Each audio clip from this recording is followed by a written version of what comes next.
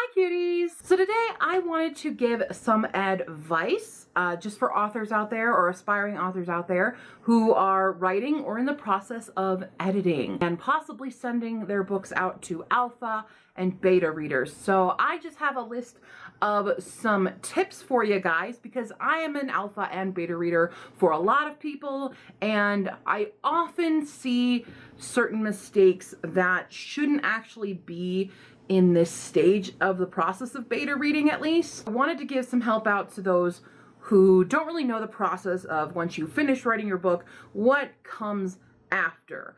And after that, you should be editing, at least on your own for the first round. You can pay an editor, but that first draft is definitely not where you stop and then send it to somebody. These are my tips. So what is an alpha versus a beta reader? There's a lot of different definitions, but the core of it is that they are not editors. They're doing this for free. You pay an editor to do that. I do offer editing services. You can find them on my Ko-fi page. So if you ever want to have me edit your work, I can do that for a short, small fee. But when you ask me to be an alpha or a beta reader, I'm supposed to be looking more so for general feel, for consistency, continuity, things like that, that your readers will pick up. I'm basically a test reader. How will your audience receive it? I'm your test audience. And for an alpha reader, they're the first ones to get this book after that editing stage, after it's been kind of cleaned up a bit. And what the alphas are really gonna look for is especially continuity, is for, you know, looking at how the whole story flows together. And your beta readers are kind of the stage of the draft where it's just before actual release. These are the readers that are gonna give you the last minute fixes or the last minute feels for your writing and how they think that the audience will receive it. So they're very important steps, and they're fairly similar, but with slight differences. And I do both of these, and for my friends, I do just happen to edit as I go through. Like if I see a typo or something, I will mark that because I can't help myself, but it is not the responsibility of your alpha or beta reader to do those services for you. You should not expect it, and if you ask them to edit it, you should be paying them. So my first step of advice before you're sending it out to alpha and beta readers, before you even send it to an editor, do your own edits first. Definitely don't stop at a first draft. You should be looking over your own story because I guarantee you it is not perfect. Not the first run through. No story is good on a first draft. So, you know, run it through a spell checker for one. Definitely check if you have kind of weirder names or, you know, more fantastical names.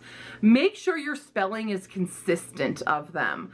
And because sometimes there are typos. I know in my own writing and I cringe, but there are some typos for not character names, but certain like creatures that I have recently found typos in my own published work for, and I hate myself for it every single day. So there's that. By the way, a lot of this advice comes from the mistakes that I've made in the past, so. And another disclaimer, I do not claim to know all of the rules or be the, you know, defining force of what you should do or shouldn't do in your writing, but these are some basic general things that I think most writers should know to do before at least sending it to an alpha or beta reader. So anyway, yes, spell check. Make sure your names are all consistent.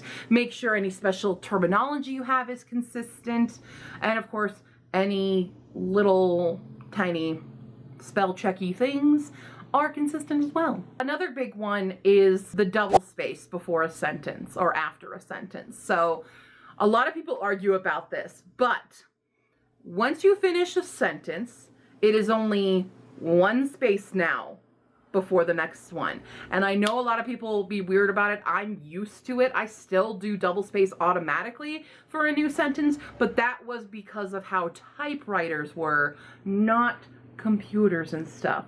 So you can highlight double spaces and do a quick replace thing on, if you're using Word at least. I don't know about other writing programs. I think you can do it on other ones, where you just replace 2 spaces with 1 and boom, now it's formatted a little bit better. That's not one that your alpha readers or beta readers definitely will be pointing out. That's one that you should be looking at, or your formatter. Those are some little ones that not a lot of people think to look for, especially if you're self-published. We are criticized so much harder than traditionally published books because we're doing everything ourselves. People think of indie writers and self-published writers as the ones who couldn't make it, basically, when that's not the case. That's not really the story of self-published writers, and we have to fight twice as hard to convince people that our books are readable and good than traditionally published ones do. With that said, the way your book is reading, the way the grammar is, the way the formatting is, has big impacts on the professionalism of your book. All right, let's talk about commas. Commas are the bane of every writer's existence, I feel. Some people don't use enough. Some people use too many. Who knows when to use what? I have some basic ones for you, okay? And these are just like where you should have commas. Number 1, if you start a sentence with so or well, or something like that, comma, right after it, right after that first word. Well, I think, well, comma, I think. So I think, so, comma, I think. Always. It's a marker for it. I can't remember the actual term for this, but it is necessary. You don't write it without a comma. I know it may be like, well, that's the dumbest comma rule ever, but for realsies, guys, this is a thing, and I'm sure there are editors out there who can back me up on this one, but you need a comma after it. Along with that, you need a comma before addressing a name. Now, this just means like when someone is addressing another character. If I was to say, that's not what I think, Emily. That's not what I think, comma, Emily. Before that name in that sentence, if you're ending it with a name, you need a comma before it. It's not actually part of the sentence. It's now its own little clause there, and you can't do it. You have to have a comma before addressing anyone in a name.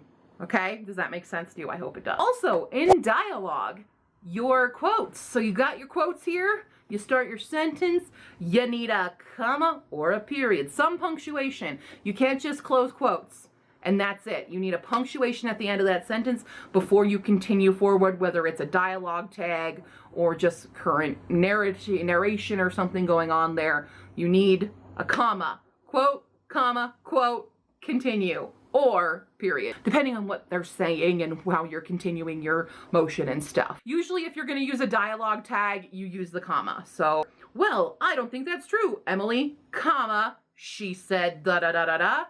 Or, well, I don't think that's true, Emily, period. That's it. There you go. That's your little quick thing there. But if you have a dialogue tag, then you need to do that. You need a comma.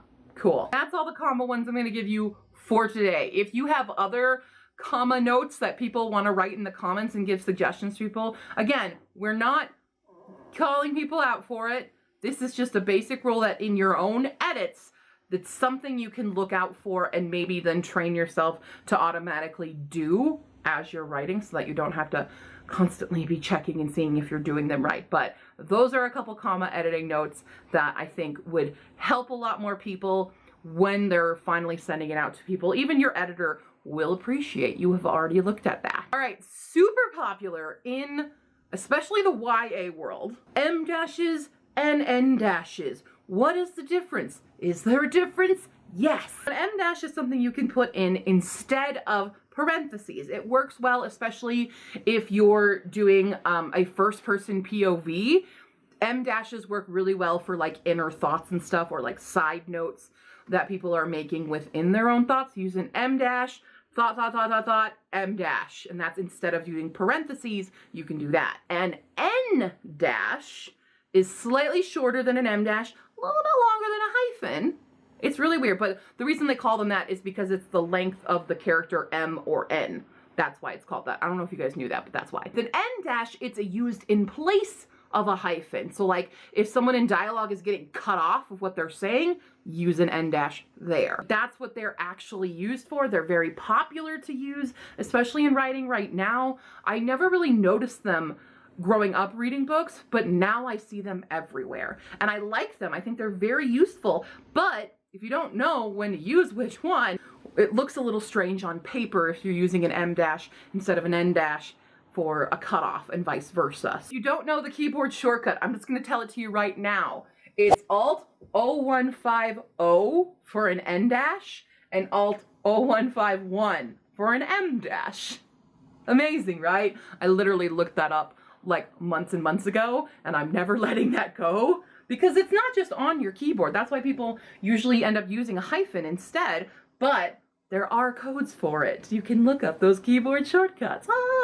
Paragraphs. Let's talk about paragraphs. When do you start a new paragraph? Basically, you're going to start a new paragraph when you have a new topic, time, place, speaker, or dramatic effect. That's when you change your paragraphs, okay? Sometimes I do beta reads and there are these gigantic long paragraphs and I'm like, this needs to be broken up. There's a lot of changes in it. Now, granted, long paragraphs can happen. That's because it has not changed. Any of those little 5 basic points has not changed. So that's when you need to change it. Topic, time, place, speaker, dramatic. There you go. Dialogue tags. Oh, dialogue tags. If you don't know what a dialogue tag is, it's basically the he said, she said. It's just tagging who's actually saying the dialogue. There's a lot of controversy about the word said, and that is not what this part of my video is about.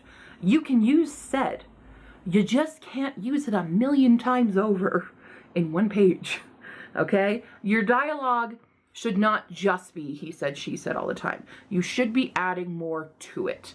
Not necessarily within the he said, like especially if you're going to use adverbs. Like adverbs are dangerous ground, people. I can verify for you, people, Harry Potter uses a ton of dialogue tags plus an adverb. He said shyly. She said angrily. Those are very bad.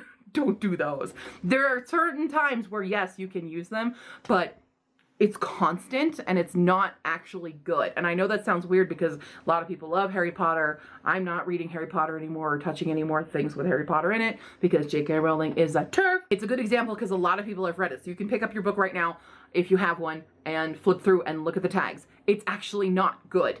That's not a good thing.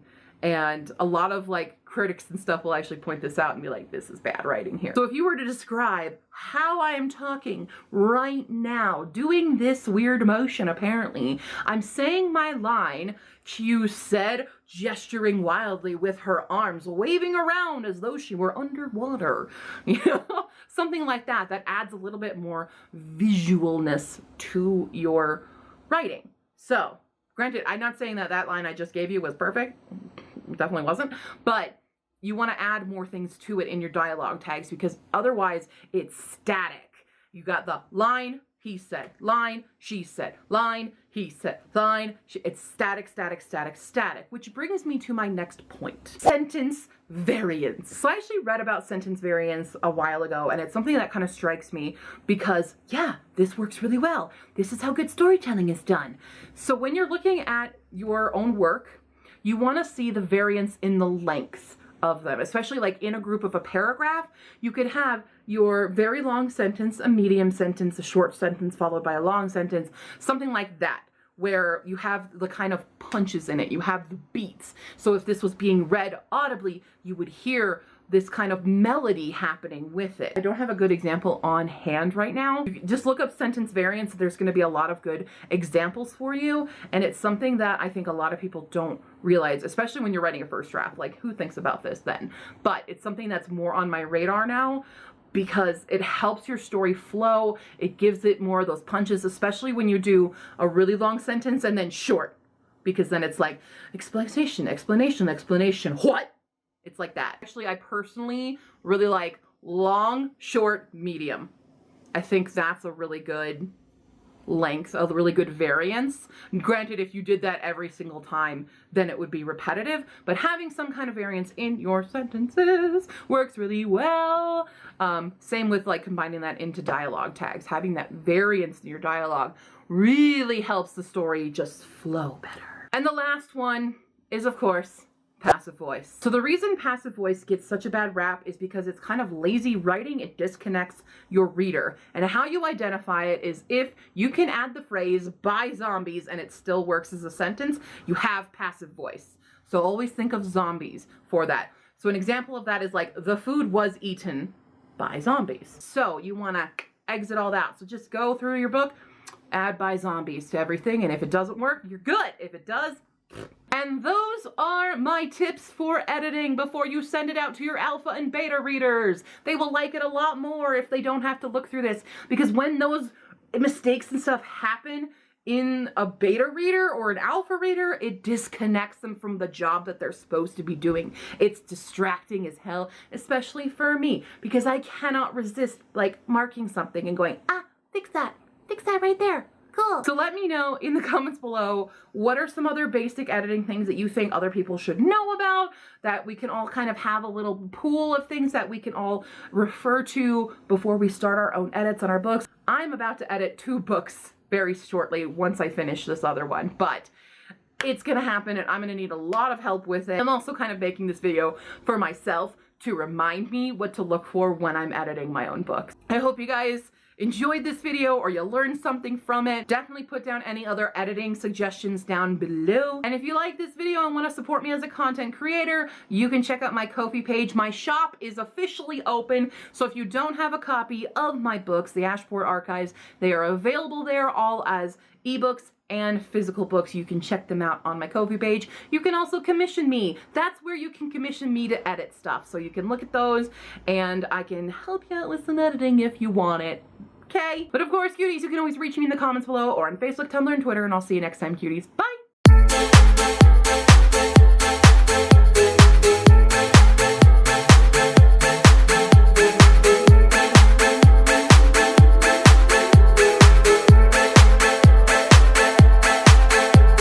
If you have a formatting service or something, not surface, a lot of dialect uses a lot of dialogue. I can't